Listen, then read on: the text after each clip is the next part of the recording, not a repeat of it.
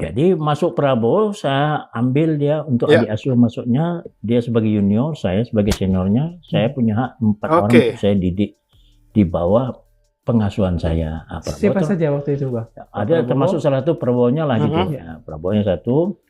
Senior Prabowo Subianto, ceritakan daripada latar belakang Prabowo atau jejak daripada Prabowo Subianto, teman-teman semua, yang bernama yaitu Jenderal Kiplen Zen. Teman-teman semuanya, kita saksikan video berikut ini sampai selesai dari beliau, kesaksian beliau langsung selaku senior daripada Prabowo Subianto dulu saat menjabat sebagai tentara. Gimana perilakunya, sikapnya, sifatnya, kita saksikan dari Jenderal Kiplen Zen berikut ini, teman-teman. Jangan lupa subscribe MPH channel, bantu tembuskan 100.000 subscriber. Terima kasih.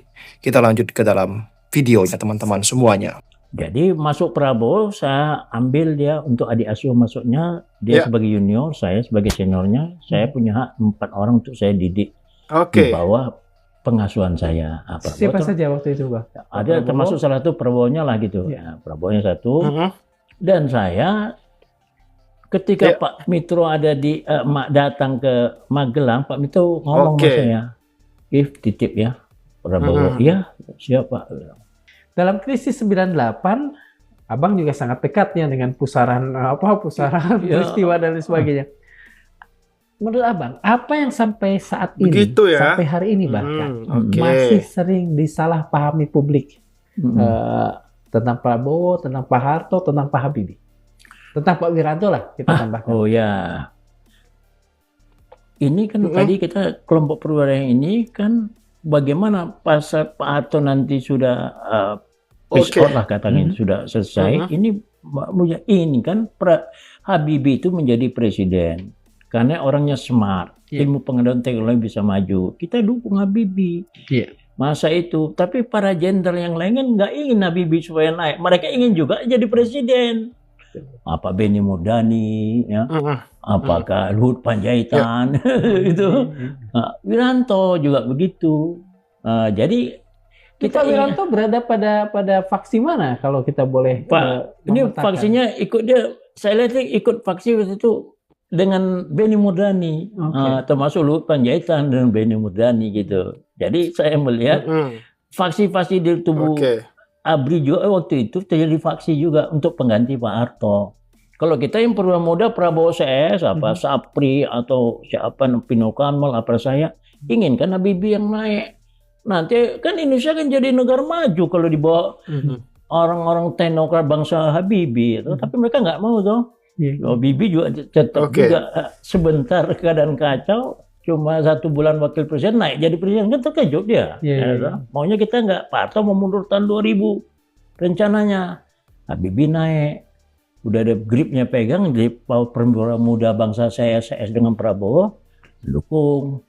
Tapi kan perwira yang lain kan cemburu, nggak mau juga. Ada persaingan di antar perwira juga. Terjadilah 98. Terjadilah 98. Ya toh. Jadi kan karena waktu itu keluarga Pak Harto sempat kurang terlalu oke dengan Pak Prabowo ya, sempat dianggap dikatain pengkhianat segala rupa. Itu maaf cakap saja. Itu maaf cakap saya. Saya melihat, ya, saya mendengar dan saya mengalami. Jadi itu laporan dari si Pak Wiranto pada Pak Prabowo karena dia kedekatan sama Habibie, seolah-olah Habibie ini kepengen nafsu ingin cepat jadi presiden, dilaporkan kepada Pak Harto. Pak Harto turun, padahal kita dukung Pak Harto supaya jangan turun. 18 Mei 98 saya dengan Prabowo datang ke Bapak, jangan mundur Pak. Saya sudah nggak ada yang dukung saya. Kami siapkan masa untuk dukung Pak Harto supaya itu MPR dibersihkan. Udahlah, sudah nyatakan mundur Pak Harto. Halo guys, mari kita simak bersama persamaan rumus matematika antara Bapak Presiden Prabowo Subianto dengan Gufron. Kita simak terlebih dahulu Bapak Presiden Prabowo Subianto ya. Ini guys. 10 Juni. Juni kan bulan ke-6 ya. Jadi kalau 10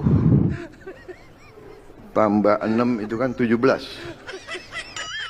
Nah, itu tadi guys, rumus matematika dari Bapak Presiden Prabowo Subianto. sekarang kita simak rumus matematika dari Gufron. Ini guys. Iya, karena itu simbolnya jadi 08. Ya. Sama sampai ke 8 presiden. Iya, presiden Nah, 8. jumlah berapa? Betul. Di jumlah berapa? 8 sama 8 di jumlah 16. Ya, Iya. 16. 6 sama 1 berapa? 7. 7. Oke. Sama Bapak berapa? 15. Loh, 8 sama 7. 7 Oke. sama 8. 7 Iya. sama 1 berapa? 8. 8. Oh. Larinya ke 8 lagi. Iya, Karena iya. Bapak ya ke 8, Iya. punya 08, Iya. 16. Iya. Ya, Iya. 16 dijumlah jadi 7. Iya. Nah, isinya siapa? Ya Bapak. Hmm. Bapak Presiden Prabowo. Jadi tetap larinya ke 8. Hmm. Itu kalau kita ilmu huruf. Dan Oke. saya nanti diceritakan apa misi dan isinya kandungan Bapak Presiden Prabowo ini. Nanti kami jelasin. Wah. Nah, itu tadi guys, rumus matematika dari Gufron. Permisi Mas Gibran, rumus matematika apa yang digunakan oleh Bapak Presiden Prabowo Subianto dengan Gufron? Berburu di dalam kebun binatang. Goblok kamu.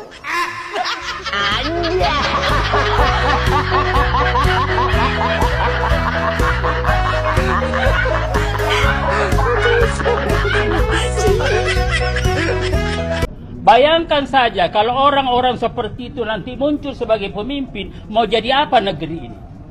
Nah, mestinya kan bagaimanapun Pak Prabowo kita harus hormati.